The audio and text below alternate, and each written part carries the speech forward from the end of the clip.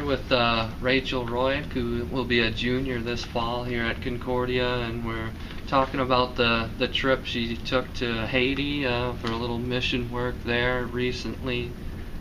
Start out by giving a bit of an overview of some of the activities you were part of there. All right.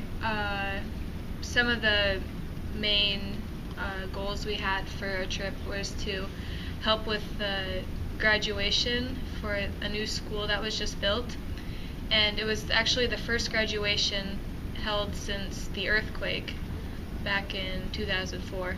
So that was really cool, and it was a kindergarten and 6th grade graduation, and we helped out with that by cleaning up and getting the school ready to host a graduation. And we also had a vacation Bible school. It was a week long, and I helped out with a basketball camp too. And other than that, we taught a few English lessons to some of the family that was down there who we stayed with. What was the process for getting yourself on this mission trip, and why was this something you wanted to do? The connection I have to Haiti is a member of St. John's. His name is Josias Marin, and his wife Angela, and me and another of my team members, we grew really close to them through youth group. And his dad lives in Haiti, and he's actually the one who runs the school. For the past years, he's run the school out of his house until this upcoming fall, where they just built a new building. And so we went 2 years ago for the first time, and this was just kind of a follow-up visit to stay connected and see everyone again. You and the rest of the group stayed at the home of a Lutheran pastor, correct? Mm-hmm. Tell me a little bit about the accommodations you had there, and how you were greeted by the locals there. The house we stayed at, we stayed with about 20 to 30 other people, so a lot of people live there, and most of them are family, so everyone is really welcoming and nice and friendly to us. There's a bit of a language barrier, but we can hardly tell because everyone's so friendly, and we all have common interests. And the locals we didn't really encounter too much, but they seemed nice and friendly too. So. You talked about playing or teaching basketball. How did that go? Oh, that was actually something I didn't expect to do. Actually, an alumni of Concordia, Watson Marin, was the one leading the camp, and it just so happened that he was doing it the week we were there, so I wanted to help out, of course, because I really like basketball.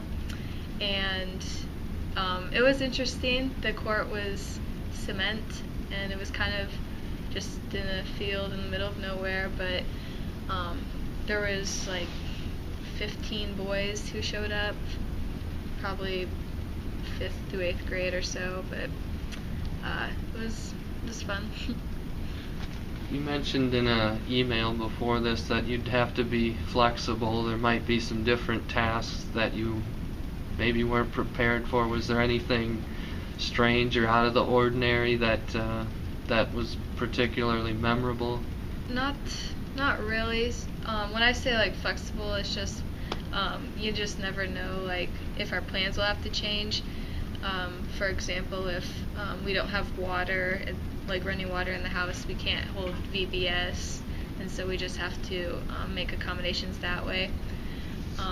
Maybe something I didn't expect was at the graduation, we were recognized as guests, and that was kind of cool. So. You're a secondary education major, so talk about the teaching aspect of the trip. What was it like teaching there? And I understand you helped the family with their English a little bit too. Mm-hmm. it was a little more of a challenge because of the language barrier. They speak Creole, we speak English, but it didn't make it too much more difficult.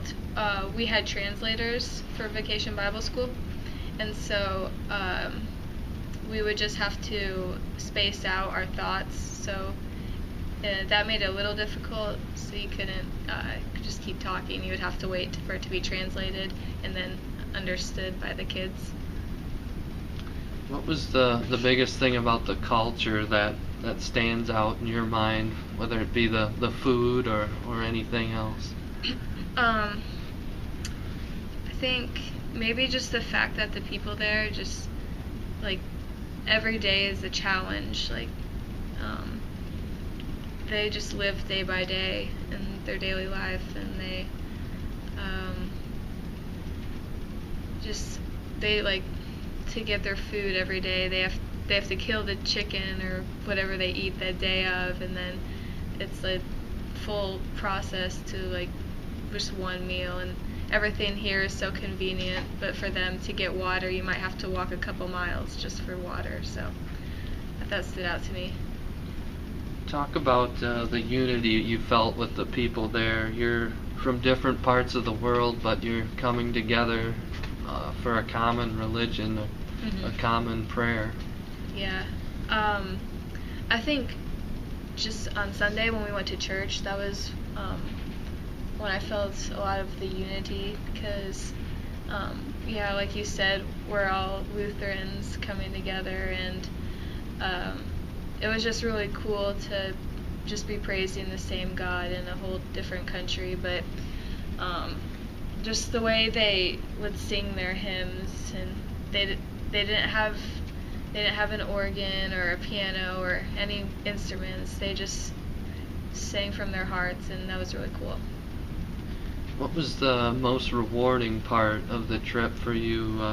Maybe there was a single moment or a theme that kind of stands out. I would definitely say when the kids processed in for graduation, that was definitely a moment where I thought, like, it's worth it to be here. And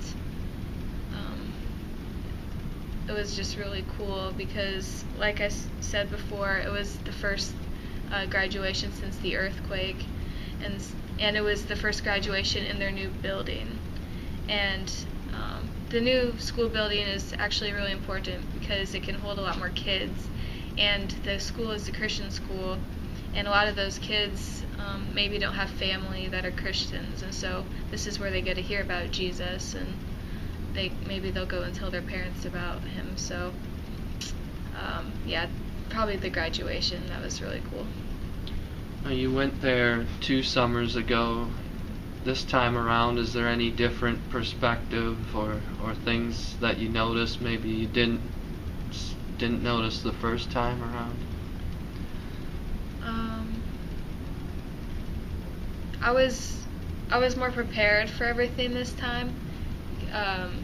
You just have to get used to the fact that you're always going to be hot and sweaty, and there's going to be bugs, and you're walking around in dirt, so your feet are going to be dirty. And so I knew that going into the second time. So I don't really know if anything new stood out to me the second time, though.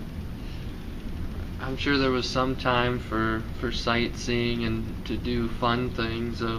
What were some of those things that you enjoyed doing? I really enjoyed the basketball camp. It was really fun to just play with the kids and just have a good time. I left a few days earlier than my group, and so I missed out on one of the relaxing days. They went to a resort called Calico Beach, and it's a hotel right by the ocean, so that's the sightseeing aspect of it. Will you be doing anything like this in the future? I mean, is there any follow-up, or maybe the follow-up is just sharing kind of what you've learned with other people about it. Yeah, I definitely want to go back again. Hopefully, I won't wait 2 years to go back. Maybe I'll go next summer or even earlier than that.